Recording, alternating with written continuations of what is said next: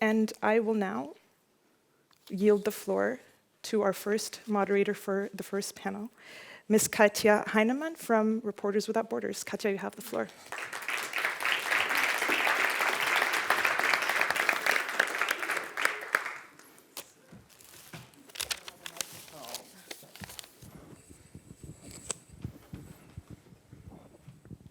Is this on? Yeah. Thank you, Arya, and I would like to bring up our panelists simultaneously, and I especially would like to bring up our panelist who is joining us online. I hope we have Elisabet with us. Can I bring everybody on stage? And briefly to wrap up what you just said about the day yesterday, we are discussing how global crises pose major threats to journalists and media workers. And we have spent the day in in-depth discussions about everything from digital security, digital safety concerns, and how to address them, and also on the impact of trauma and mental health, both on individual reporters, but also on newsrooms. And we have heard about the disconcerting statistics from Elisa about how attacks against media disproportionately affect freelancers, women, and minorities.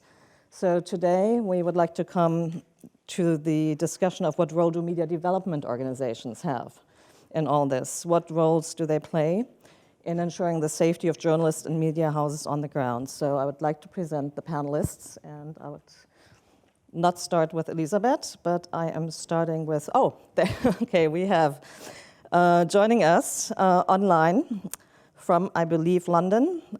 We have Elisabet Cantenys. She is the Executive Director of ACOS Alliance, based in the UK. And ACOS stands for A Culture of Safety. And this alliance was formed in 2014 as a direct response to increasing attacks against journalists, especially reporting from conflict zones. And since then, the alliance has grown into a unique global coalition of more than 150 news organizations, journalists organizations, and press freedom NGOs. So this is to set standards of safety across newsrooms, but also for local journalists around the world. And Elisabet is also the former head of programs at the Rory Peck Trust and has overseen and implemented more than a dozen safety programs. So welcome, Elisabet. And she is also a writer and a journalist in New York, London, and Barcelona. Then I have, Martin, Faye. A little bit of housekeeping. Martin will speak in French. So for those who are not fluent, please grab your headsets and we'll have a simultaneous translation of his presentation. He is representative in Mali for Swiss Fondation Hirondelle and has a long and rich experience in radio and media project management in Africa. He initially joined Fondation Hirondelle in 2007 as head of mission in the Central African Republic, where he managed and developed the Radio Ndeke Luka project. He has also directed Studio Hirondelle in Conakry, Guinea, and Studio Tomani in Mali. And before joining Fondation Hirondelle, Martin directed Intermedia Consultants, which is an organization promoting communication at the grassroots level throughout community media in Africa. Then to my left, we have Margarita Akhvlediani. She serves as the programs director at Go Group Media. She is also editor-in-chief at Jam News, which is a Georgia-based independent media outlet that specializes in news and analysis produced across different parts of the Caucasus region. So that includes 3 different active conflict zones right now. And previously, Margarita served as the Caucasus program director at London-based Institute for War and Peace Reporting. And she has also taught reporting in conflict and safety and media management. Then we have Antonia Eser-Ruperti. She is a junior professional officer at UNESCO's Section for Freedom of Expression and Safety of Journalists.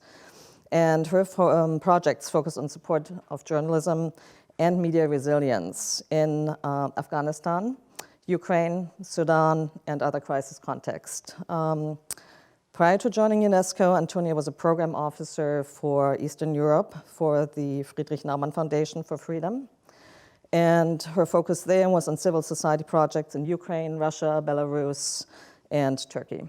And then last but not least, we have Johannes Metzler from Deutsche Welle Academy, Germany. And he is currently responsible for strategic development for journalist safety initiatives across Deutsche Welle Academy programs. So prior to that, there's 15 years of journalism experience. He was a reporter and editor for major German media. He was the correspondent for a public broadcaster in Germany, ARD, in Mexico City. And before that, Johannes, after that, he became the Deutsche Welle Academy's head of unit for Central America, Mexico, and the Caribbean. So welcome to our panel. And to briefly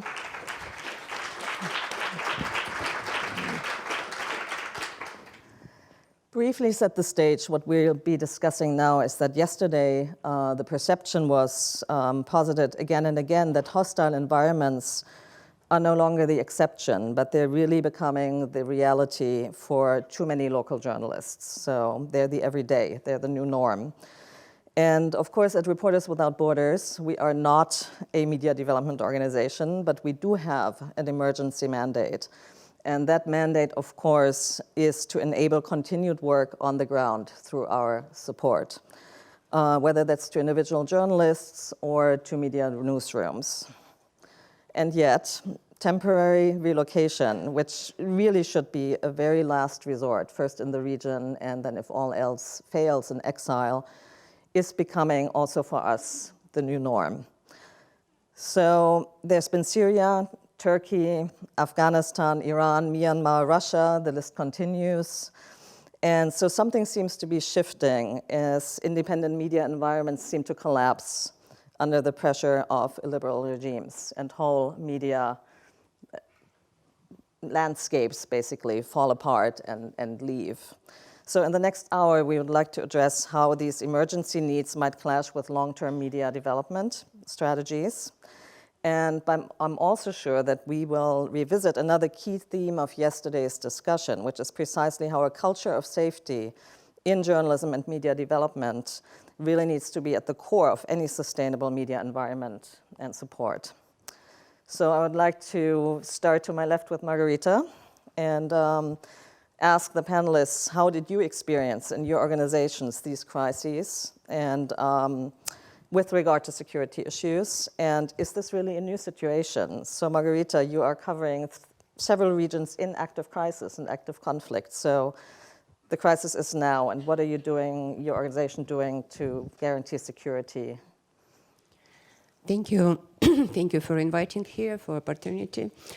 It's actually not very often such an opportunity. I live in a remote area of the world in the Caucasus region, and it's not always in the focus of international attention. So I really grateful to be here and present the situation. And as it's seen from outside the region, when Ukraine is in the center, the biggest war and some other crises unfolding around the world, maybe it's not seen very much what is going on in the small Caucasus, and where we during last only 3 years faced one full-waged war in 2020, when up to 8,000 people were only killed from both sides. And after that, there were several also with casualties, conflicts, and one of them just recently, just a few days ago, and we face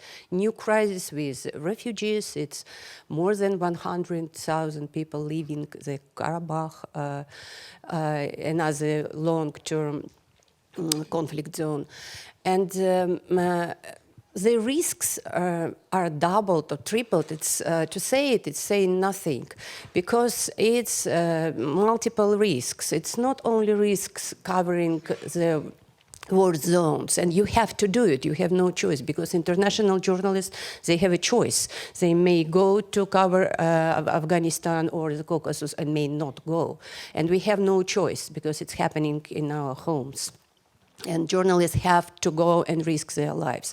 But it's not only that risk, but being professional and doing your work, as we call it, on international standards, it means being in conflict with your own society, with your own family, with your colleagues, with your government, which already not only moral problem, but also being professional and trying to provide all the voices, including of those who are enemies for your home, you immediately become enemy yourself. And so many of our journalists, they are under double pressure from the war itself and all the risks that it involves, but also from pressure from their own society. The better you are, the worse your situation is in our places. And it comes exactly to Jam News, and we are in constant problem because we cover, as Katja said, 3 conflict zones,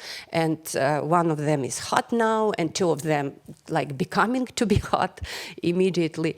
And for us, they're always hot, actually, because people are caught and imprisoned, journalists are beaten, arrested. It's just happening all the time.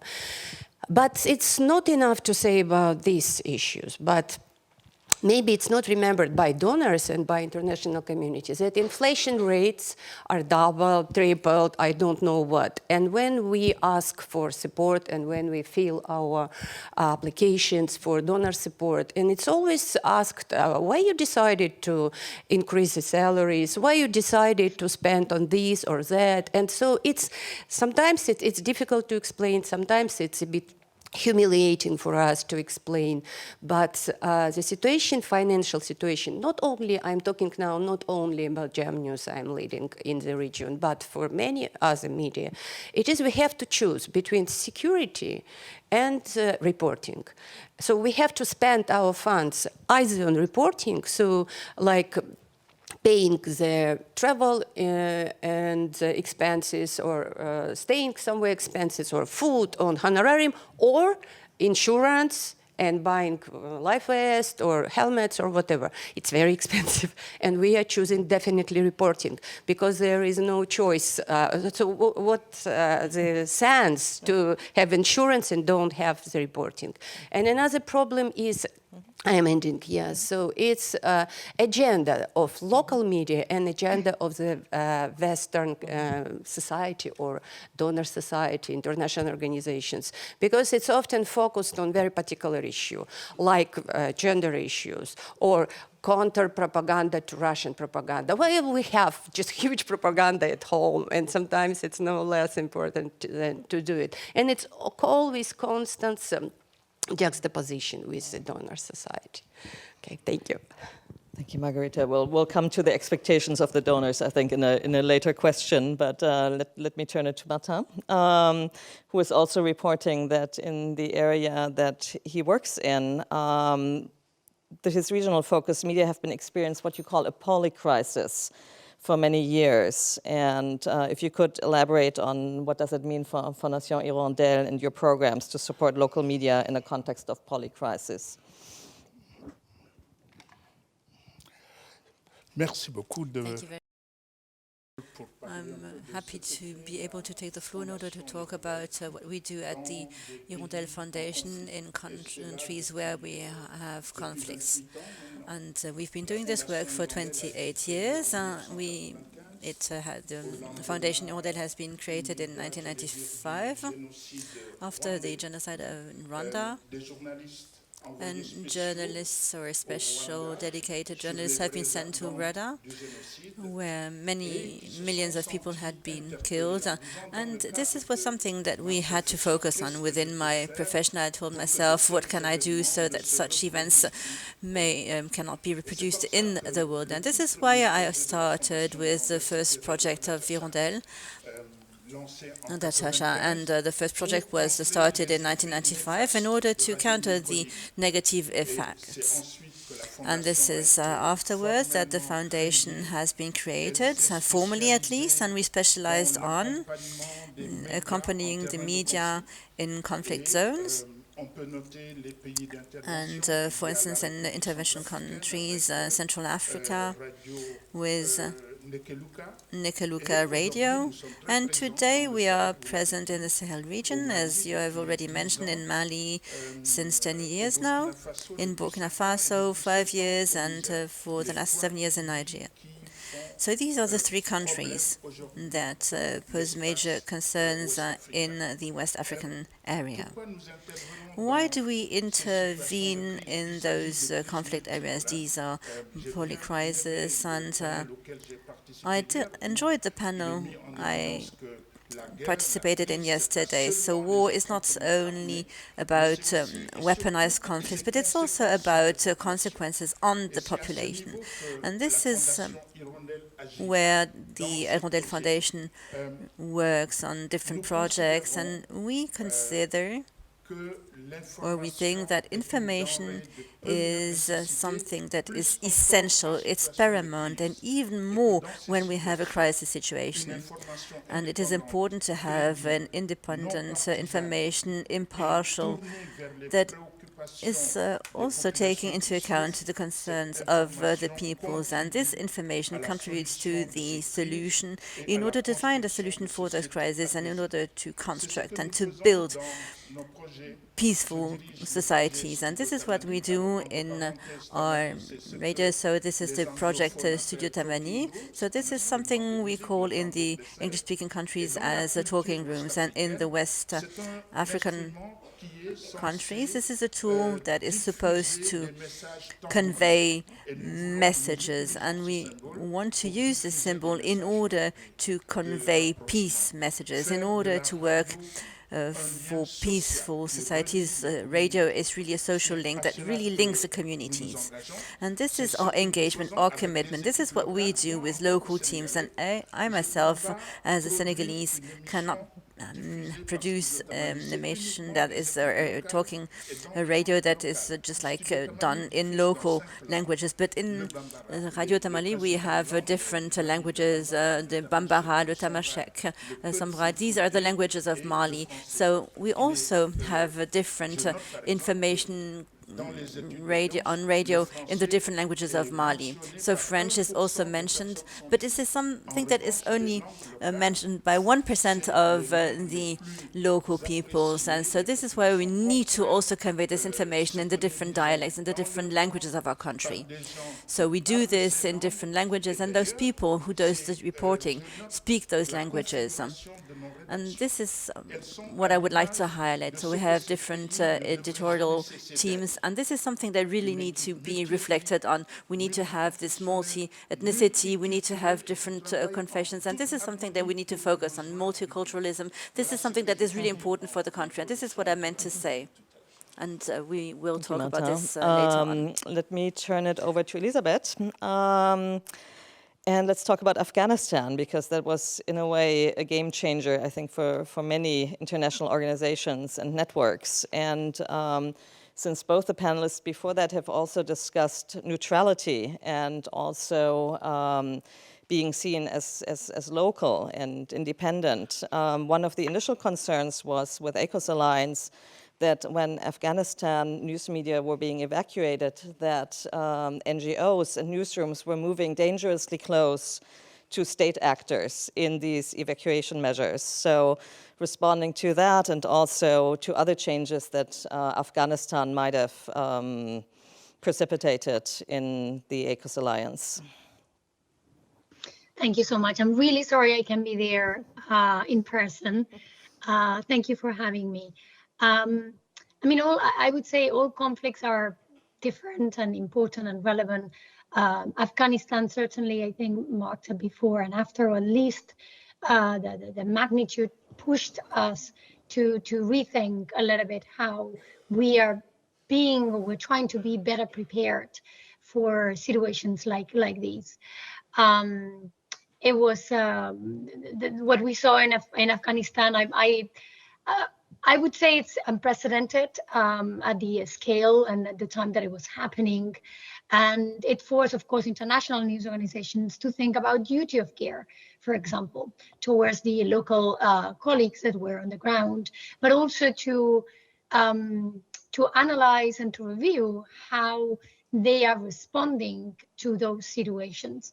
And I think for NGOs, whether they are working on emergency or whether they are working on media development, it also pushed us to think a little bit more careful about coordination and collaboration. Now, nothing of this is new. We've been talking about duty of care for a very long time. We've been talking about coordination and collaboration for a very long time.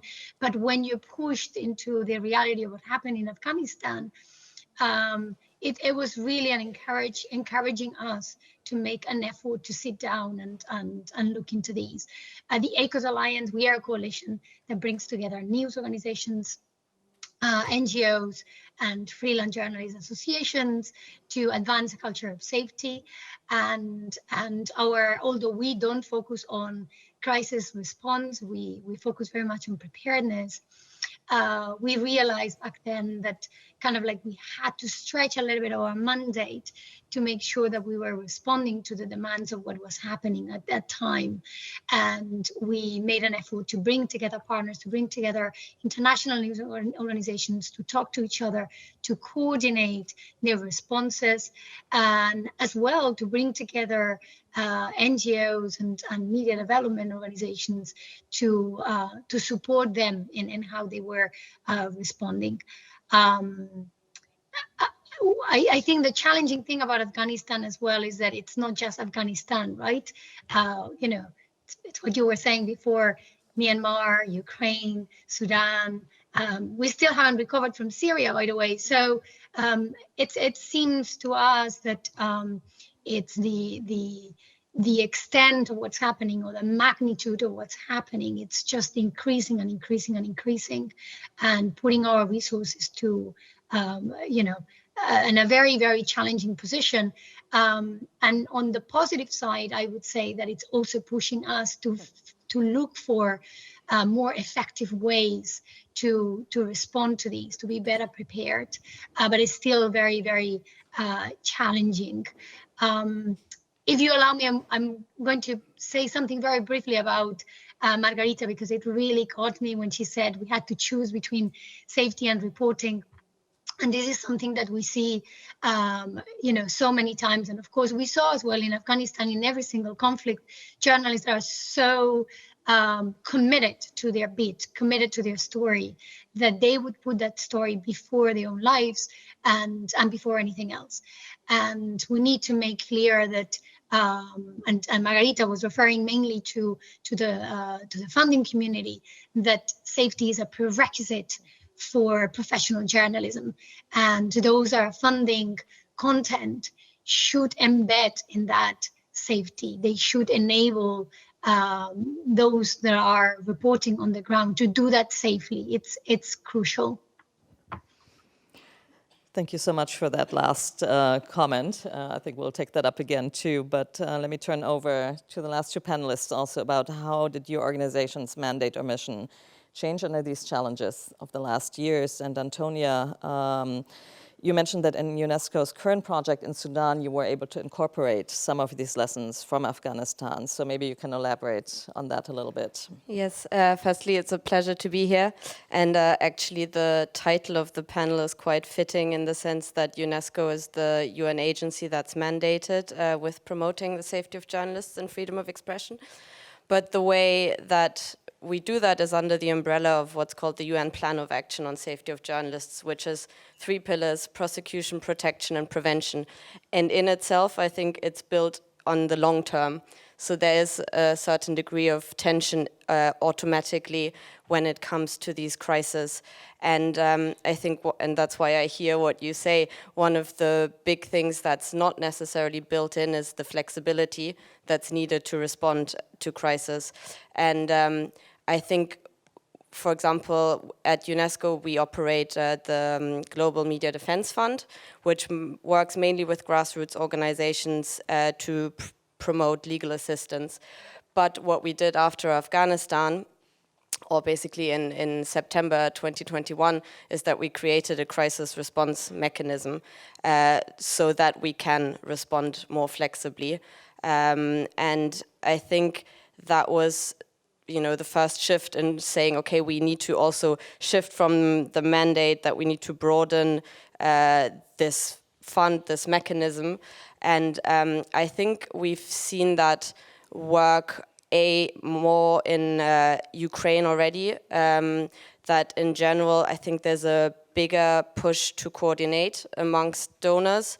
I think I see it in Afghanistan because I'm still managing a project to support media inside of the country. And sometimes it feels like we're doing the coordination in reverse. So we are, trying to understand now who is doing what, and maybe before August 2021, we were not coordinating because there was so much money, and now we have the opposite situation.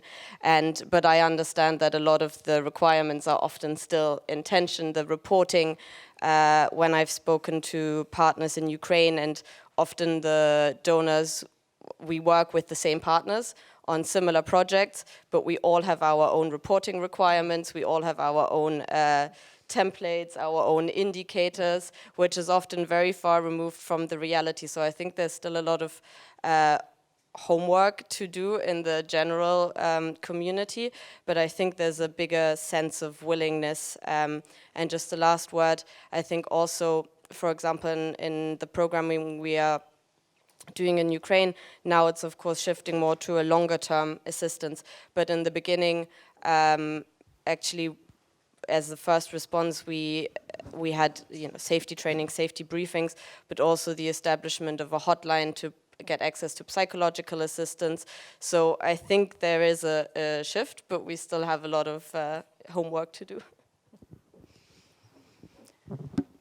Thank you, Antonia, and let's turn it over to Johannes and to talk a little bit more about how this strategic development for safety, journalism safety across Deutsche Welle Academy, how that plays out and what the lessons are. Well, I think that in the first place, our mandate hasn't changed. Our mandate as Deutsche Welle is to promote freedom, to promote free media systems worldwide. That's what we do. That's what we know how to do it. And I think we are really good at things like media viability or working with audiences. So in a certain way, the last Afghanistan crisis was really a shock because we found ourselves in a role that is not our mandate. And that was as a humanitarian organization. We had to bring out our colleagues, all the colleagues from the DW program from Afghanistan. That includes a lot of local staff.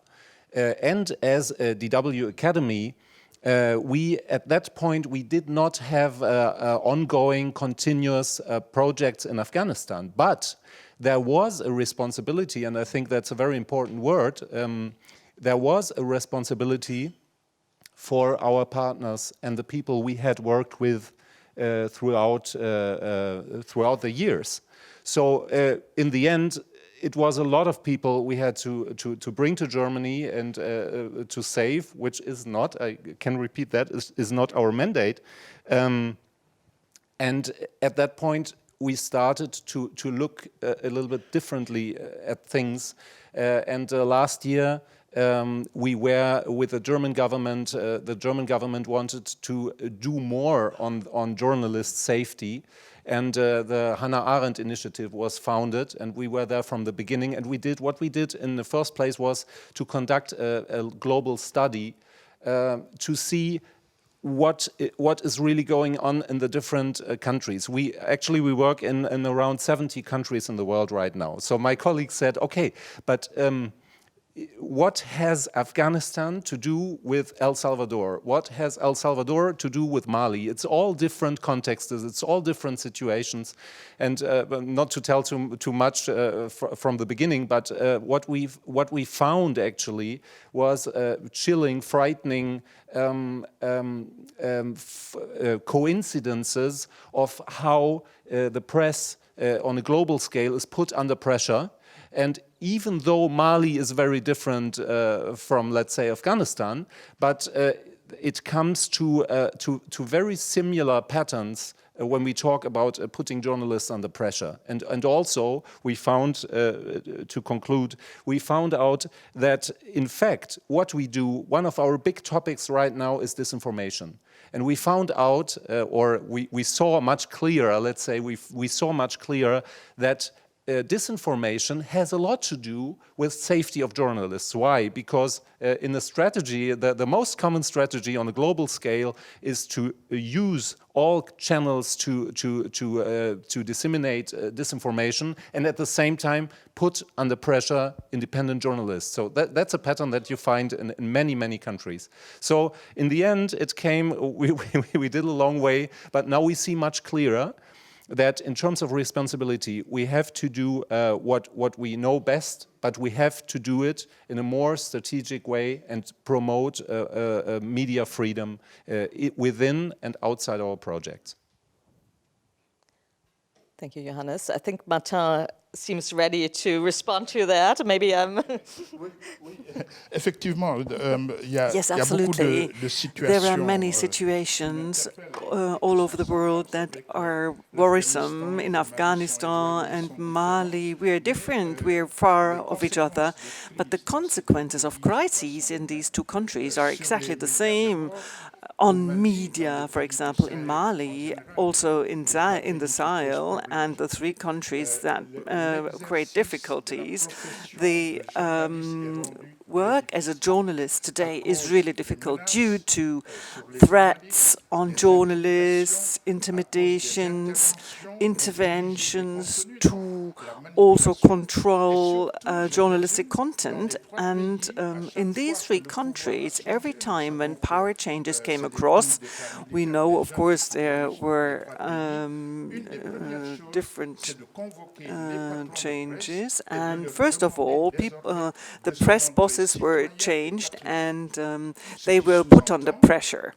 And this is, of course, questionable when it comes to the professional ethic and moral, because we're working against colonialism and against many other things. So there are pieces of information that we should not convey, and this leads to censorship, to auto-censorship. So when you're followed by others, you might also be sent to prison. So there are journalists who have disappeared, some are dead, some are imprisoned, and some are exiled, or somehow their media had to stop their activities. So the conditions of working independently is no longer given. And at the same time, there is also a position of our partners and donors where I'd like to add on. Interventions, media interventions in projects like Fondation Hirondelle is not only about intervention when we're in crisis, but even after crisis, media are important and useful because we have to rebuild a certain mentality and also the seeds of peace to understand certain articles about the Universal Declaration of Human Rights, and media play such an important and crucial role here. And it is, of course, important to work long-term, in a long-term perspective, to rebuild and to reconcile peoples and citizens. Let's look at Rwanda, South Sudan, Liberia, and the Republic of Congo. And this is bringing me to the end of my contribution. There is the aspect of media, independent media presence, because they have always been mediators, and journalists sometimes are not aware of that. An example is, for example, the peace agreement in Alger that was adopted or signed in 2015 in Alger on the reconciliation between Mali and the rebel movement between the north and the military. It started off in the Tamani studio, and the war parties were on the phone while we had representatives of the state in our radio studio. So this was actually that the Mali government knew that the mediation started, and the Mali media already knew what happened before the war parties sat around a round table to sign a peace agreement. So we assume a mediating role, and this is important for crisis, and this is something that we are not aware of sufficiently as journalists and as media. Thank you, Marta. And Margarita had an initial response also, so let me turn it over to you. Thank you. I wanted to continue what you mentioned about dissemination, disinformation, how it hurts local journalists. And it's really just the best weapon against local journalists. And it works better when the environment is more or less democratic, like in Georgia, for instance. So it's I will provide examples from the place where I live and work. So in Azerbaijan, it's not so important to disseminate the misinformation. You can just arrest and beat. So they use usually more direct tools. But in other places, it works perfectly well, because when pro-governmental media, very well fed, huge one, and first of all, it's social media, which is really media, but just working undercover. And when they disseminate in mass very bad information about journalists, then people would go against them, against independent media, independent journalists. They would be caught and beaten by a citizen, not by government or security service. Or local business companies, they would refuse to give advertisement because you are so bad. And so they would not get some money that they could earn. Or they would not be allowed to some getting documents or briefings or something, and again they are cut and they can't work. And when society, when your all neighbors are against you, because they could hear so many times from TV, from an Iran, I don't know about that, how bad you are and how you are spying and how you are getting money from an enemy, then definitely it works much better. You don't need to arrest or beat or do something. The society will do it instead of the security services. Let me jump in there because it's a really important topic you just raised, which is you are seen as being aided by the enemy and aiding the enemy. So what is the role of media development organizations in these times of foreign agent laws and lack of neutrality being perceived by receiving international funding, to not be neutral anymore, to be on a certain side, and how does that impact security?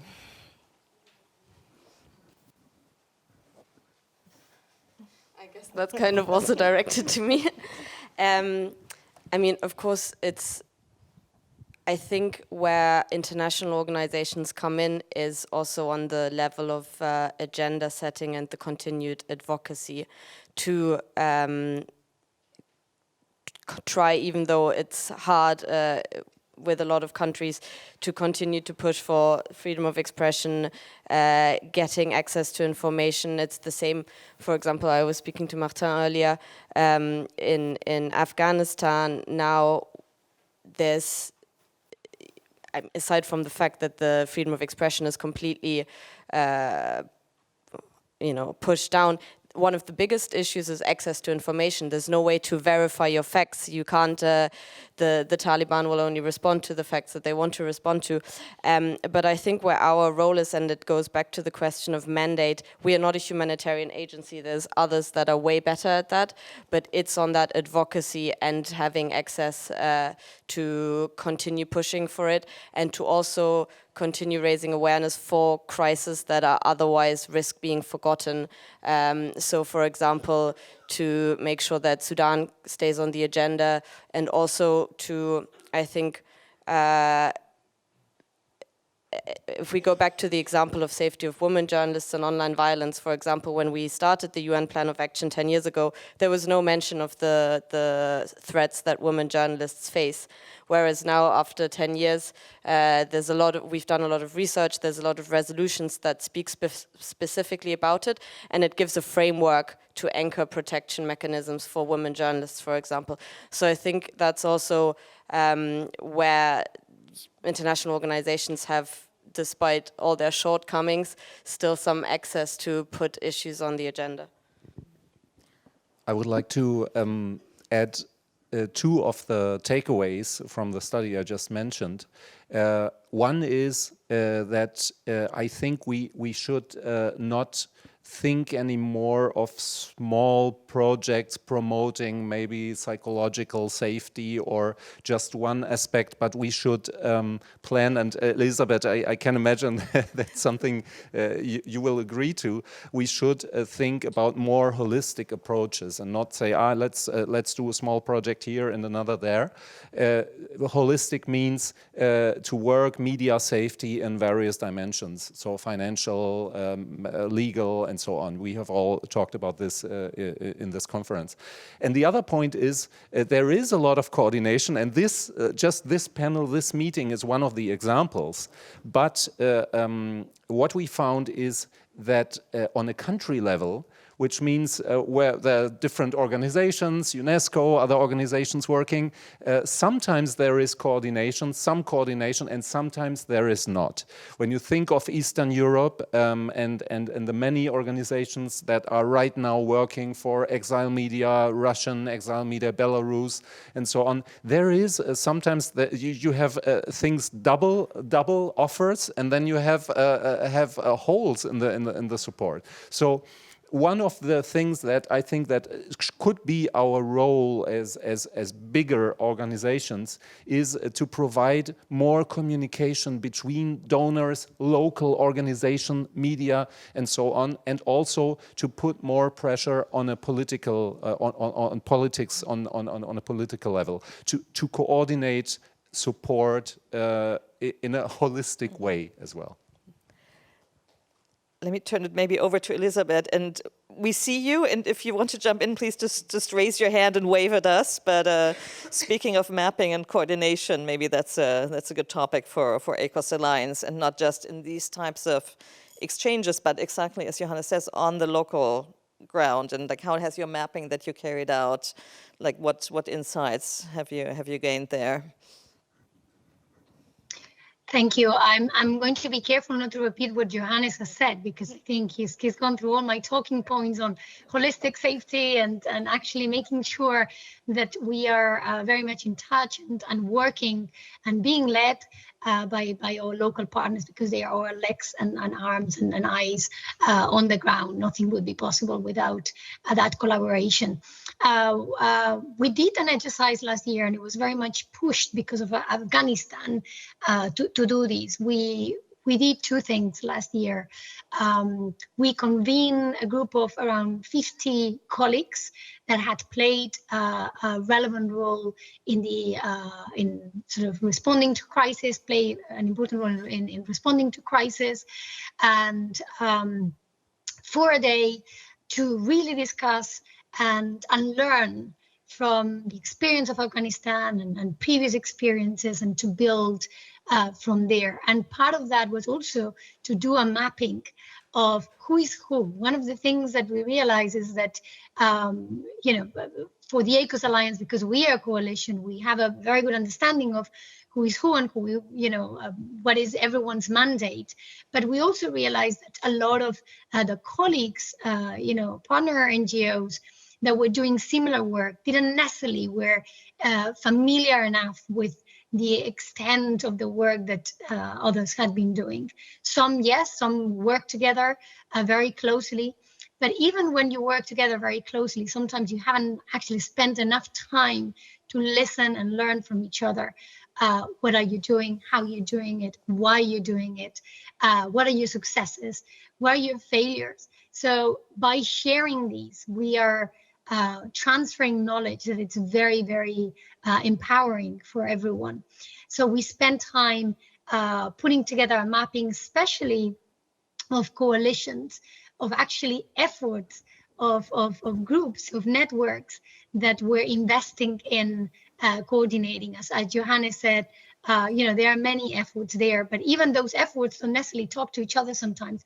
And actually, Deutsche Welle Akademie did a great job, because they took that mapping and they elevated. I think they went even a step further. And I think you, Johannes, have done an excellent work on actually, bringing it to a more comprehensive way beyond what we were trying to achieve, which was kind of like giving a bit of clarity in our community. But one of the things that I wanted to mention that the gaps that we identified on top of what everything that's been said, and we thought it was very important, is the gap between emergency response and media development. It's a gap that has existed, well, I wouldn't say forever, but for many years, at least as far as I can tell. I've been in this space for 18 years. And I think it's a gap that it's been exposed again and again, and probably Afghanistan exposed it like never before. Crack between the response for that immediacy of, trying to get a journalist out of the country, or trying to get a journalist to have that medical attention, maybe process a visa, maybe, that immediacy of that individual, with the individual being part of an ecosystem, which is the long-term scene, that it's kind of like a long process, multi-stakeholder, but how these organizations don't necessarily have come together to find solutions that incorporate both aspects in a more comprehensive way. And that's something that was that came out as part of the meeting, came out also as part of the mapping, who is talking with who, etc. Thank you. I have a question for that, because isn't, on some level, we're all talking about mainstreaming safety and security and making it a fundamental part of media development, because without safety, without security, there is no long-term development. So is that gap shrinking a little bit because of that? And could be emergency response, obviously, is at the end of any safety measure when these fail. But do you feel that we are moving towards a space where that is comprehensively being built into media development, that these strategies just need to be at the root of all of that? Otherwise, we have the situation of having to choose between safety or reporting. If I can jump to that, I do think we've seen a shift, and I do see, partner organizations typically focused on, that long-term media development, to embracing safety, to understanding that safety is part of that viability that was mentioned before, and that in order to advance anything that we do in our sector, we need to see safety as an embedded element. I always say, it's not the salt and pepper that you put on top of your plate, it's your recipe. And basically, well, I mean, safety, without safety, you're compromising your own existence. I see it as an existential need. I mean, how can we move forward with any journalistic project if we are not protecting, the individuals that are making that project possible, right? I see it as an existential need. And I do think that all these crises and emergencies that have become sadly ongoing are only emphasizing these as something that we can't neglect. Thank you, Martin. You were at the ready for a while now, so. Je me sens interpellé par cette really question de. Feel concerned when it comes to security and safety. This is something that we really see in the three countries of the Sahel region. In Burkina Faso, we have two partner readers that have been put on fire in Niger, and the situation that we are confronted with in Mali is the following. Mali is divided into journalists. Some at the editorial department are not able to go into the center and into the north of Mali, in Mangao, Timbuktu, but fortunately we have a network of partner radios, and they convey the message, they convey our programs, be it via satellite or via the internet. But we also have a network of dedicated journalists, and their situation is really concerning. We have developed a relationship, a reinforced relationship with the local journalists in order to see that they are really secure, that are really safe. We want to protect them, especially when they have sensitive information, be it regarding conflict, be it regarding attacks. And today we do not disseminate information of our journalists. We ask them to send us this information via text, via SMS. We ask them to communicate with us via telephone numbers, and all this work is done from Bamako. We are scared, we are afraid, because we've seen with the international media, we have seen that interviews have been made, and we could see the face of we could see the face of the village chiefs and kings, and then on the next day they were dead. So the information of the dissemination of some information can put them at risk, and this is a situation we see in our country. And we can't go into those different regions, and this is something that is really complicated. We see that we have war and between the Mali and the jihadists, and on the one side we have the Malian army, and we also have the rebels, and so we have different situations in Mali, and the peace declaration of Algiers has been denounced, and we have different victory communiques, and we, as a journalist, we need to see where the truth is, and this is why the situation is really complex.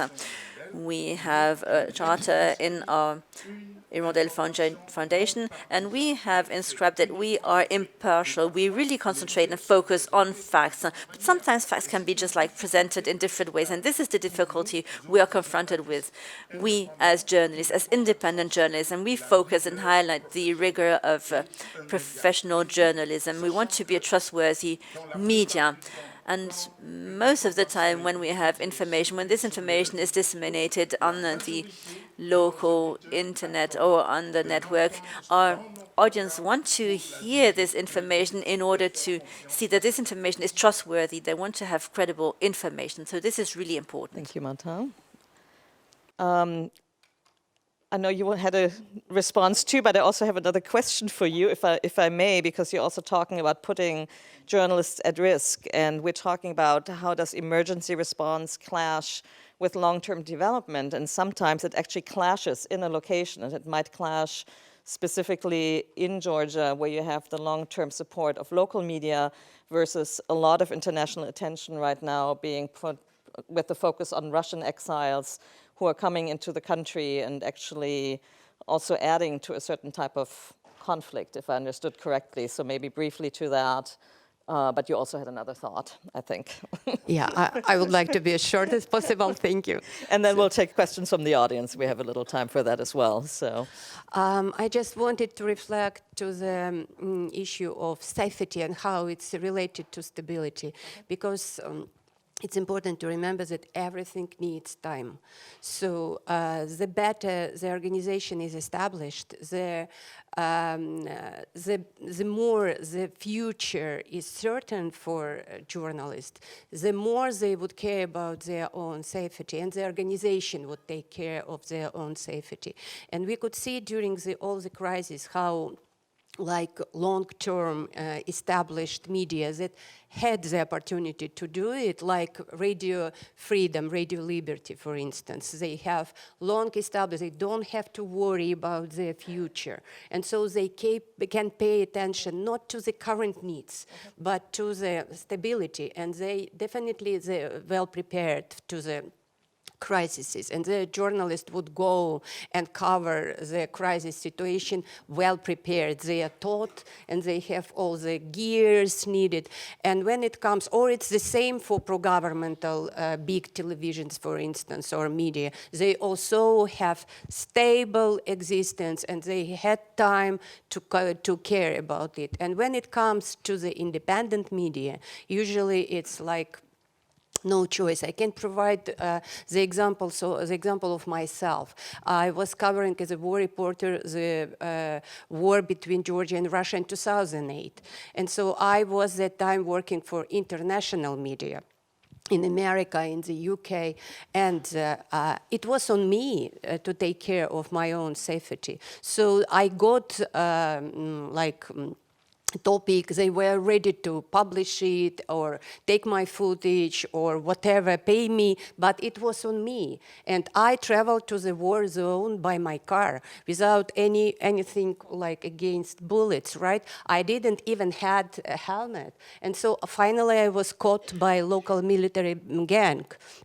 So was at gunpoint, was injured, so like everything. But what was my choice? Because it's possible to say, yes, think about your safety. If I was thinking that I would not go, I would not report, and let's it multiply. Nobody would go and nobody would report among local journalists. So only those from CNN or BBC would report. But we know the places, and actually the local journalists can do it. So it's really a problem. I am not saying that it's an example and we have to go and risk our lives, but we don't have choice. It is what I meant when I said that.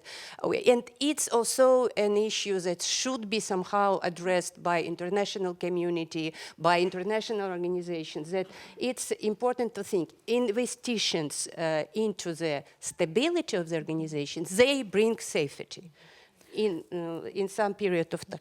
And about, just to reflect in short about, yes, so in Georgia, in Armenia also, we have hundreds of thousands Russian exiles now currently, and the independent Russian media also is in exile and settled mostly in Georgia, in the Caucasus. They are great media outlet, and they are anti-Putin, and they have big experience behind them and proof that they are.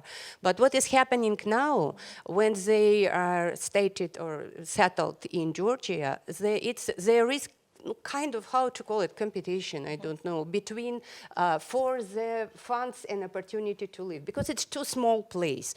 And so it's very important to remember that if the media in exile definitely needs support and attention, and if the equal attention not paid to the local media, which actually deals with different issues rather than Russian media in exile deals. It's different issues, different audiences, and if it's not understood correctly, then local media, which already in crisis, will be put in even worse situation. Briefly, Johannes, and then I think questions from the audience. Very brief. I would really like to stress that alignment of emergency response and long-term media development is necessary. And where we see it the most in Georgia, for instance, is with the exile media.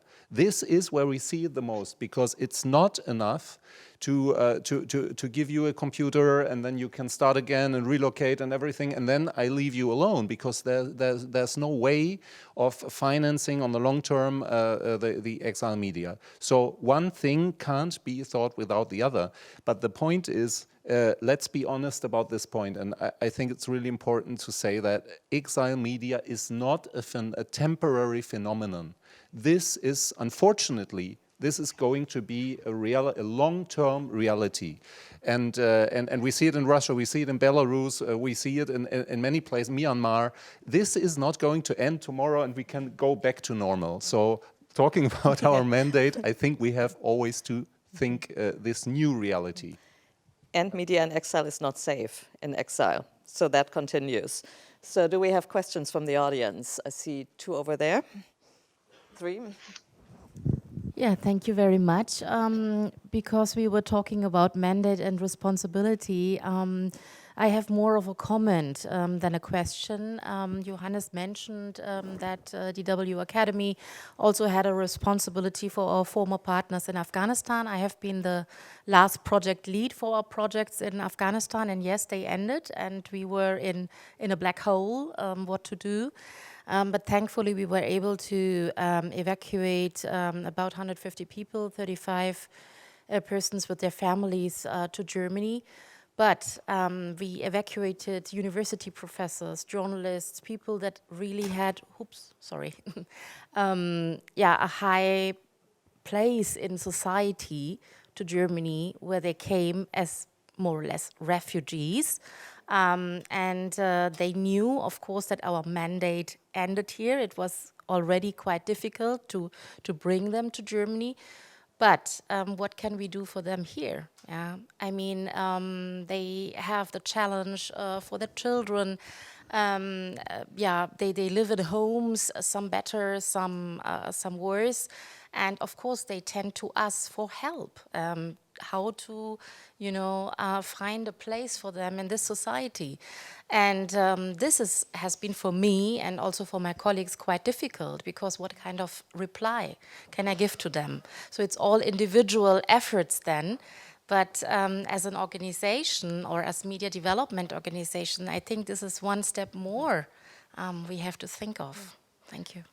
Thank you for that comment. It's something we discussed yesterday as well, that who takes on that responsibility.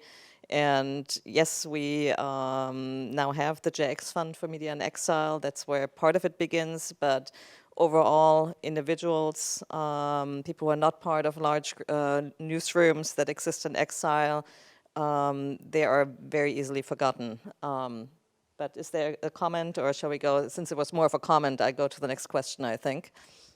My name is Hazrat. I'm luckily one of the Deutsche Welle returnee that they brought us. My question was about about Afghanistan. In an emergency situation, the international organization did a good job, though still many journalists are there in Afghanistan. But how do you deal with the media that still exists in Afghanistan? Because what I have understood so far, there are obstacles for international organizations, assistance organizations, because the main donors, they have not recognized the Taliban, and there is a problem because the donor may not be able to fund, because that could be understood as a recognition or political support for Afghanistan. But still, we have media in Afghanistan, although more than half of the media ceased to operate in Afghanistan. But in this kind of situations, if the international organization do not step in, the media that still exists in Afghanistan is that thing evaporating, that may not be able to sustain. So how is your experience, and if there is any alternative, not for the donor, they are unwilling to recognize, but the media still need a very critical support, I think, for the time being. Certain extent, because like I mentioned, we have the UNESCO offices basically restarted working in December 2021, but at the moment we have a project that's funded by the European Union that does exactly what you say, to work still with those media that are inside of the country, and I think that's also where this kind of separation, or the issue between exiled media and those inside of the country come in, and also the dimension of safety, because they are dependent on each other to a certain extent. Those that are operating from exile are dependent on the freelancers that are still in the country to verify their information.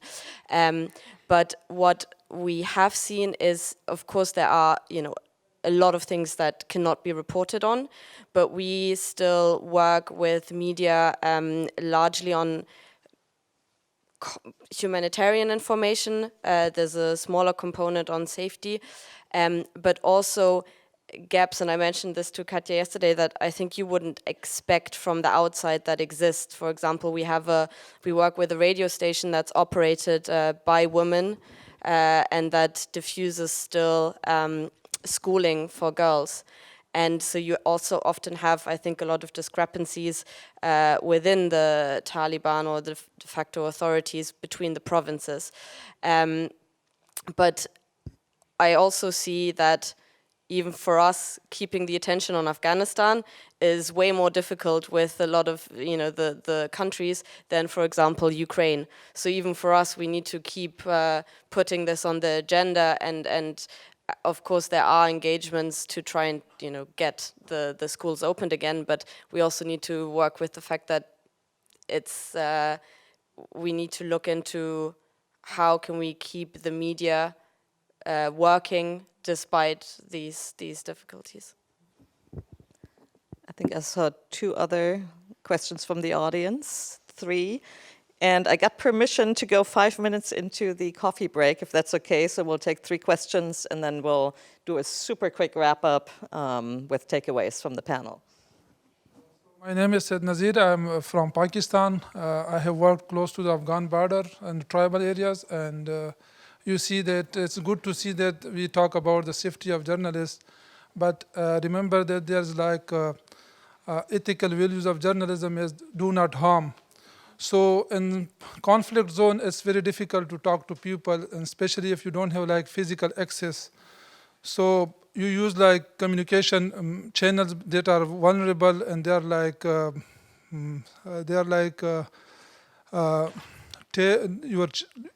calls are taped by the authorities. So it not only put journalists in danger, but also your source. So we don't talk about like the sources, how we can protect them when we like get information from them in such a situation on areas. So what do you think that what is the best way to like approach and like get information in a sustainable way that we don't put the sources in danger in conflict zone? So usually all the calls and the communication channels, they are like vulnerable, and the authorities are like looking at all these communications. So how we can make it safe for both sides?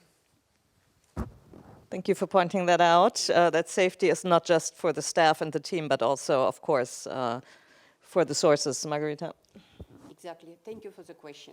Yeah, it's an issue, a challenge for journalists working in the place, and fruit points of view, at least in my opinion.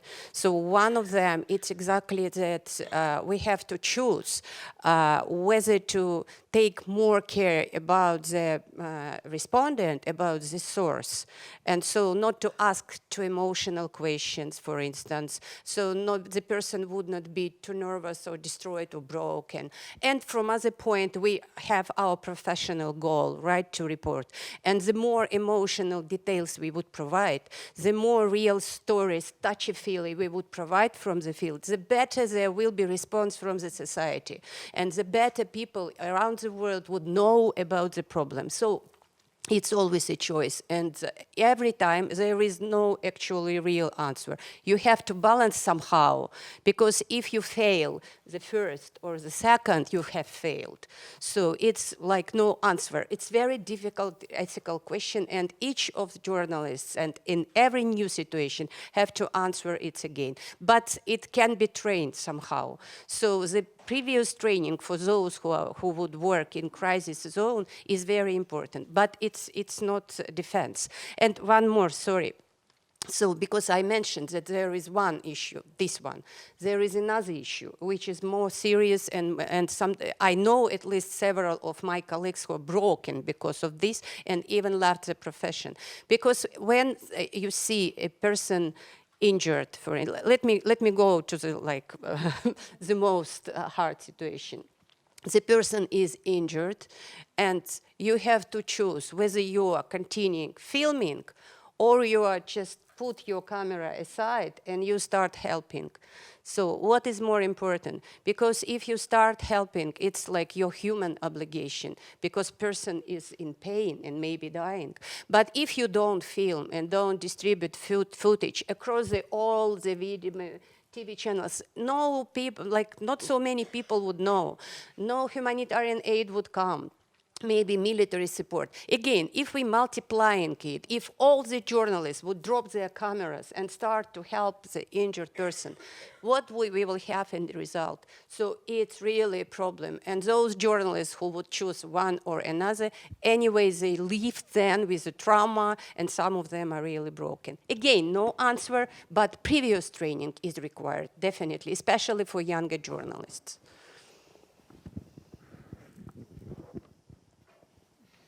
We had 2 questions, now we have Katja, 5. Katja, if I can add something to what Margarita was saying. Can you hear me? Yes. Sorry.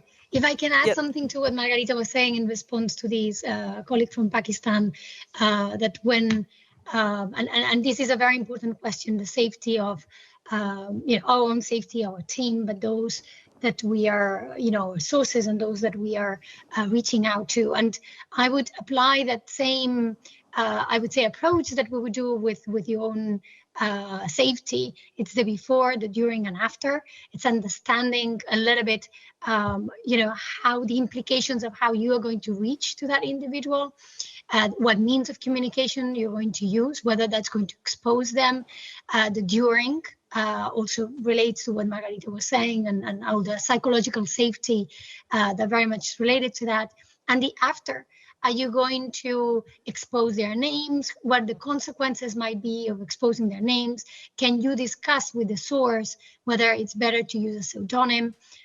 The basis of these is communicating with your sources, how you can have an honest discussion on the implications, the safety implications of what they're doing with you, what they're telling you, how you're going to talk about what they're saying to you, what you're going to publish, etc. And of course, having resources is very important, but even something that it's accessible to all of us. It's how we are communicating with these sources. It's how we are having that honest conversation, that open conversation about those safety implications and the things that you can put in place to mitigate. Risks are inherent, threats are inherent to this profession. What we're looking here is how we can avoid or mitigate any consequences. Thank you for that. Who was first? Okay. Hello, my name is Ilya Brown from Reporters Without Borders, and I have a question specifically for Mr. Faye concerning Mali.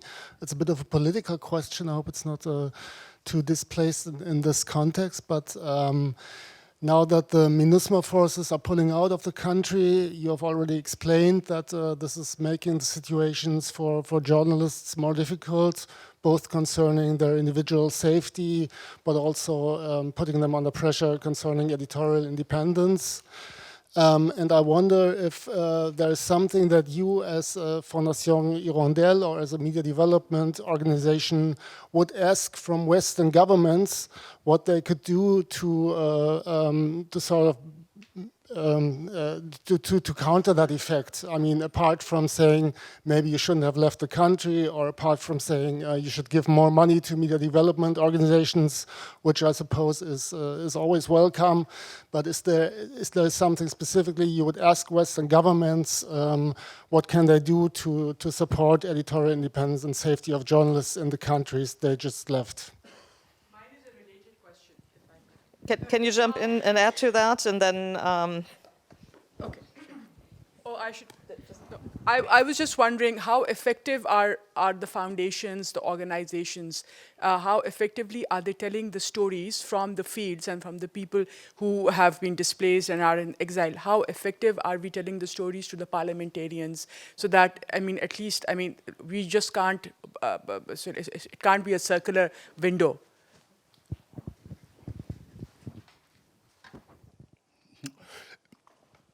Thank you very much for those both questions. What does the Hirondelle Foundation, or what is the message we want to convey to its partners at an international level to support the local media? The local media have lots of problems.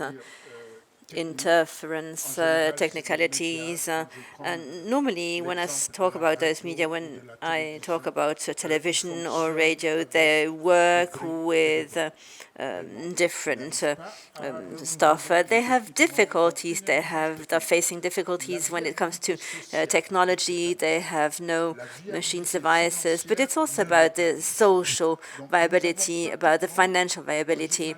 So we have really a committed journalism, and this is the difficulties we are faced with. And as a journalist from Reporters Without Borders, we're faced with two issues in Africa, well, at least in our region. It's also about the embarked journalism or the feeding journalism. We have journalists that are really engaged. They are paid really nothing, or just like get a really low salary. And this is something that we really need in our profession. We need to have really a dedicated journalist, but we have little means. And so independence is something that is really at stake. We are going to have legislative and presidential elections in the upcoming month in Mali, but the political party that wants to be elected must put the means at the disposal of the journalists. We need a bus for the journalists in order for them to report on the elections, because the journalists are not even being paid the ticket to take the bus. So when we have to make the coverage of any activity, the journalists are asked to pay themselves for everything in order to pay for their journey, to pay for everything for the trip in order to cover this different situation. And this is an activity for what they're not being paid. But they need to make a living. And I'm not condemning anybody, but I'm trying to understand the situation, trying to understand the system. And at our Fondation Hirondelle, we really try to really pay correctly the journalists that work for us, the correspondents that work for us, and we have a salary that is above the minimum average wage. But we also have lots of requirements when it comes to the different regulations. We also had a Malian minister that tried to trap a journalist. I'm going to send you this kind of money via just like something like Western Union transfer, just like Orange, and they wanted to send them, but what we want to convey as message that what we say at Hirondelle is something really serious. We work seriously. We are a foundation that has really a leadership role. We want to have excellence. We want to have professionalism. We want to have competence. We want to have quality. We have little means.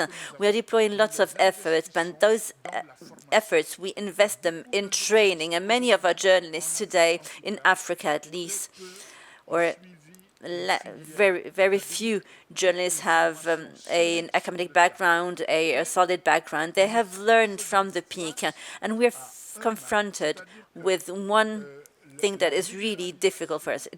We are confronted with liberalization or pluralism of the media, and this has not been something that has been supported by a basic training. So new media have been developed, but we are lacking training. And this is something that could be developed perhaps with Reporters Without Borders. We could just like focus on training. We could also invest in materials and equipment and devices for the media, for the radio, for the television. And this is what I wanted to say. But now regarding the second question that has been raised, yes, indeed, these are situations where we indeed react with our foundation. We want to show that we are useful, that media is useful in situations where we have conflicts and crises. And this is something that is kind of our logo, our motto. We really want to dialogue in order to understand oneself and Thank you. I'm afraid we are way beyond our time, so I'm not able to turn over to the last two questions. I would love to give everybody the chance to close the panel with really one sentence, 2 keywords. What have we learned about, what are we taking away about mainstreaming safety? What can journalists expect from our organizations in the future to better deal with crises? And one of the many things I'm taking away is more attention paying to freelancers, but not just freelancers, but also small independent media collectives, which are springing up in times of crises and who are not often thought of in safety developments. So 1 sentence, 2 words, everybody, and then we'll turn over to the coffee break. Yeah, maybe go very quickly. Okay, I think what I said in the beginning, that there's a growing awareness that we need to be more flexible, and I think we're moving towards that, even though it takes time. And secondly, I think what we also see is that from certain countries, there's also more awareness that we need to do more on safety of journalists. So I think in that sense, there's also maybe an opportunity coming out of that. Great.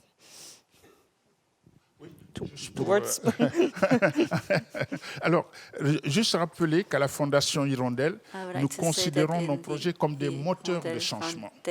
Et nos bailleurs, certains de nos bailleurs nous présentent comme tels.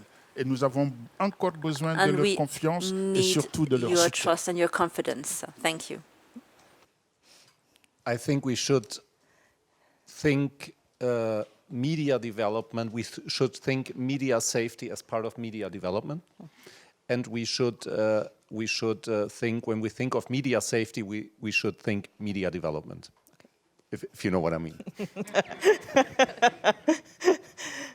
Margarita, then Elisabet. I would say that we all, not only in the Caucasus region I'm from, but in the world probably, we live in new context. We have not realized yet, but we live in new one. It's going to be constant. We have to rethink approaches, and it comes to local journalists, local media, it comes to international organizations. But the earlier we do it, the better, because time is actually lives and everything. Thank you. And Elisabet, closing word. Yes, sure. I mean, I could have said what you said, Katja. You really took it, and Antonia as well, each of you. I maybe want to close with some hopeful remarks, because these are overwhelming times. But I would say, look at the knowledge that is in this room, in this panel, and experience, the awareness that we have. So I think, we need to keep talking to each other. That coordination needs to evolve and grow into a collaboration, which is a step further.